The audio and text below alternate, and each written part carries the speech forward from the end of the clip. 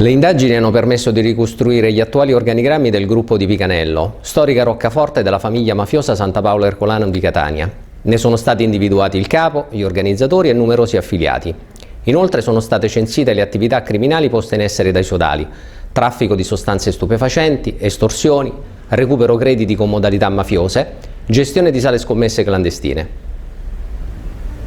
Assai variegate le attività illecite dell'organizzazione mafiosa: traffico di sostanze stupefacenti, estorsioni, recupero crediti con modalità violente, gestione di sale scommesse clandestine. I proventi delle attività criminali venivano versati in una cassa comune, dalla quale poi venivano prelevate le somme necessarie al sostentamento delle famiglie dei mafiosi detenuti e quelle da impiegare in lucrosi investimenti in nuove attività illecite.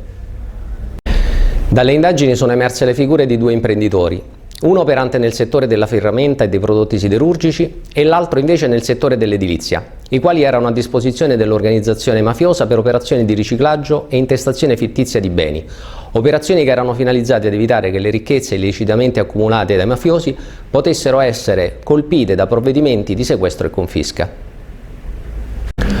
Uno degli imprenditori era legato all'associazione mafiosa da un rapporto sinallagmatico. Non soltanto era a disposizione per il compimento di operazioni di riciclaggio e per l'erogazione di somme di denaro a favore dei vertici del sodalizio, ma egli stesso ne traeva un vantaggio consistente nella protezione mafiosa, nella possibilità di ottenere il recupero crediti a suo vantaggio con modalità violente e nella possibilità di battere illecitamente la concorrenza degli altri operatori, allargando in questo modo in maniera indebita il proprio giro di affari.